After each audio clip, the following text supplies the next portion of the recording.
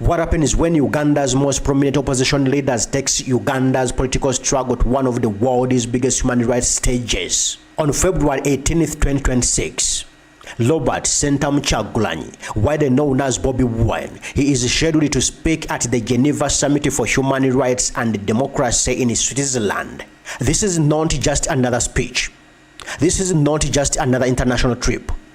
This is Uganda's political story being placed directly under a global human rights spotlight. And today, we are going to break it down why this moment matters, not just for Bobiwine, not just for the government, but for Uganda as a country.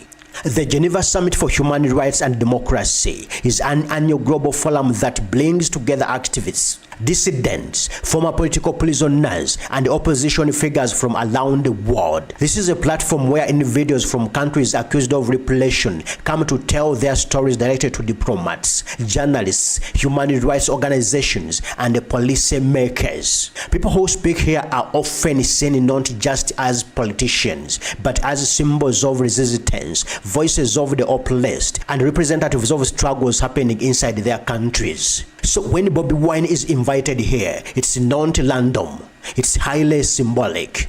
To Ugandans, he is a musician turned politician. To his supporters, he is a face of change. To his critics, he is a controversial opposition figure. But to the international community, Robert Sentamu Kyagulanyi is often framed as a leading voice against alleged political repression in Uganda.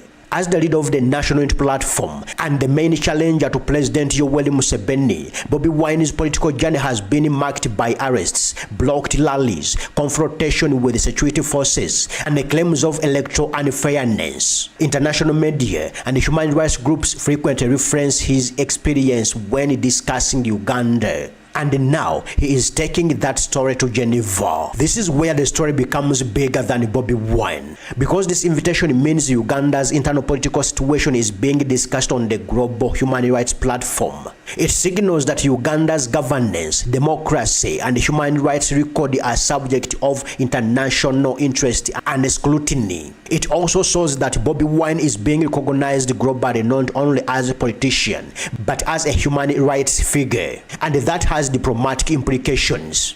When opposition leaders speak at forums like this, foreign governments listen, human rights organizations listen, donor countries listen. Bobiwine, if we look at his previous speeches and interviews, we can expect him to focus on allegations of political repression, arrests and detention of opposition supporters, electoral fairness in Uganda, the role of youth in demanding democratic change, a call for greater international attention to Uganda's political situation. His message is likely to be emotional, personal, and political. Because at the Geneva Summit, stories carry power. This could be seen as internationalizing democratic politics, as presenting Uganda's internal issues on a global stage in a way that may affect the country's reputation. Speeches like this often influence how foreign governments view Uganda. International organizations engage with Uganda.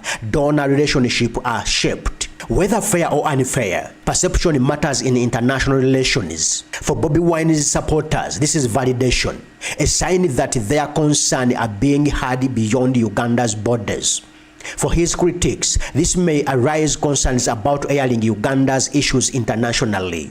For many neutral citizens, this is a moment to reflect on how Uganda is seen by the world. Because on February 18th, the world will be listening to a Ugandan story. Opposition leaders from various countries have used international human rights platform to highlight issues back home. This is not new.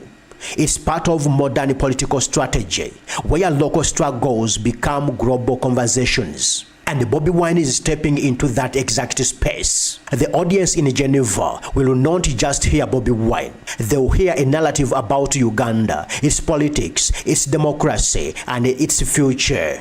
The big question is this a necessary step toward accountability and justice? Or does it risk undermining Uganda's sovereignty on the world stage? Let me know what you think in the comments.